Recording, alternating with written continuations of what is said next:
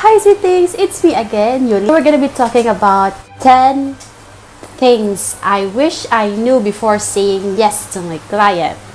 Before we start, shout out muna kina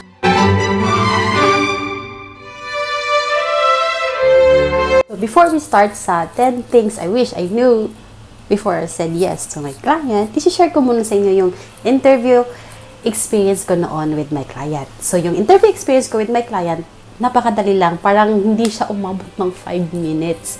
Talagang mafe-feel mo na nag-need talaga sila ng CHVA. Yung nangyari, yung tanong niya is, yung nag-interview sa akin is yung husband niya. And yung tanong lang niya, isang tanong lang, sabi niya, if may experience ba ko with LiveScribe? Sabi ko naman, sinabi ko naman ng totoo. Sabi ko, hindi pa, wala pa akong experience sa LiveScribe, but I'm trained and yun lang yung experience ko. And sabi din niya, if willing ba daw ako mag-start ng training tomorrow. Sabi ko naman, yes. Sa isip ko, this is it. Naghihintay ako ng trabaho. I need the money. So parang, go ako agad. Yes ako agad. Yun yung nangyari. And then, after that interview with the client's husband, may na-receive agad ako na message sa HR dahil sinet up nila agad yung TD ko, yung set up din ng EMR ng client, then ng Ring Central at Blue Jeans pa yung gamit ng client ko noon. So, sinet up nila agad yung mga dapat i-set up.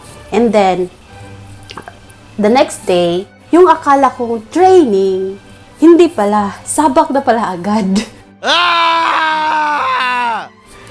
LiveScribe na pala agad. So, ako naman, wala pa akong template. Thankfully, yung gamit niya na EMR, the same lang na EMR na gamit ng, so, madali lang. So, yung problem ko lang, wala akong templates. So, yun, parang nag-struggle ako. Yung ginamit ko is notepad lang. Ganoon, doon ko lang ginawa yung mga notes ko. Tapos, as in, tinapos namin yung lahat ng patient niya in a day. What?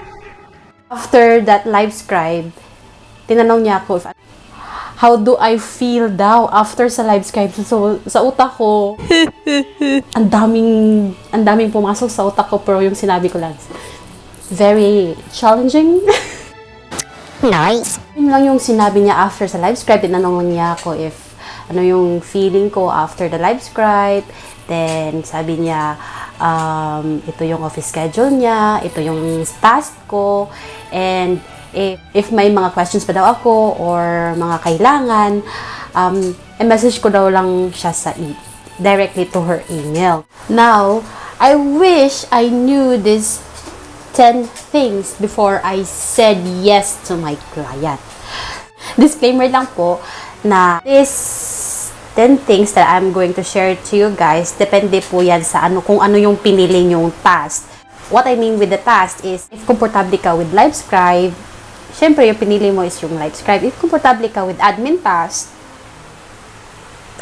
lang din yung pinili mo. If gusto mong magka-client agad and gusto mong matuto sa lahat ng task, pipiliin mo yung both.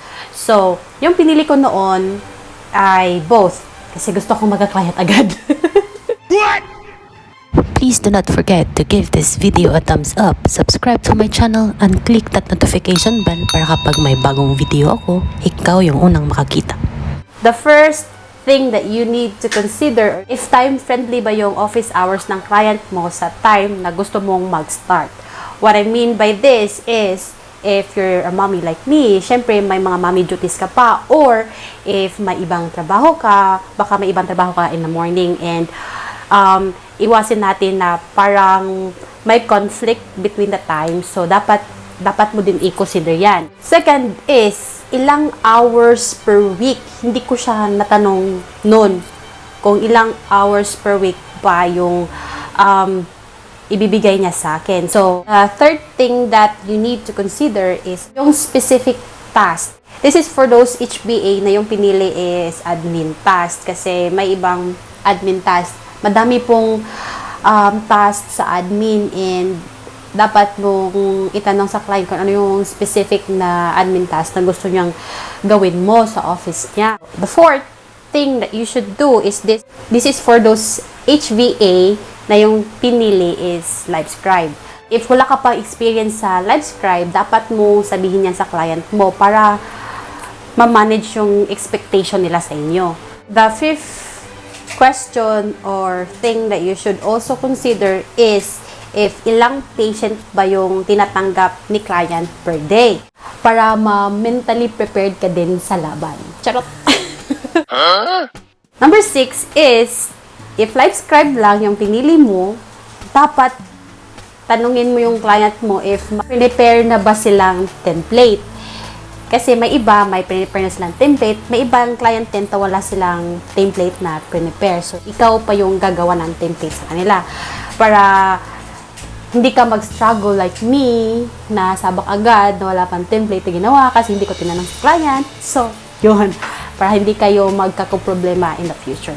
7, if LiveScribe din yung pinili mo, dapat tanungin mo yung client na may deadline ba yung encounter notes. If bibigyan ka ba ng time na para ma-proofread yung mga encounter notes or may deadline ba if may deadline ba si client sa mga notes niya, mga ganon, yung dapat mong itanong sa kanya. May ibang client na gusto nila tapos na agad yung notes after the LiveScribe.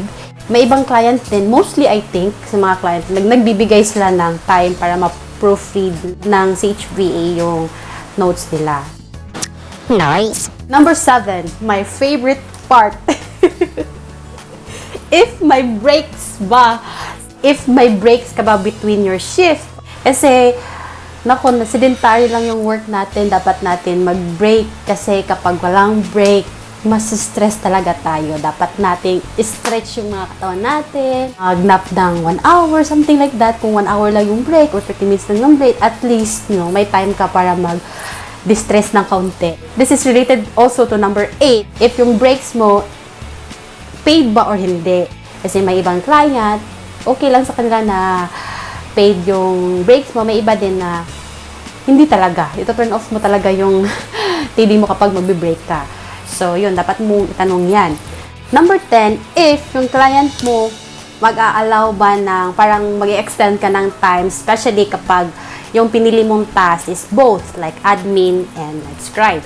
So, after LiveScribe, na may mga tatapusin ka bang mga admin tasks. So, okay lang ba sa client ko na mag-extend ka ng time? Para klaro lahat, parang walang problema in the future.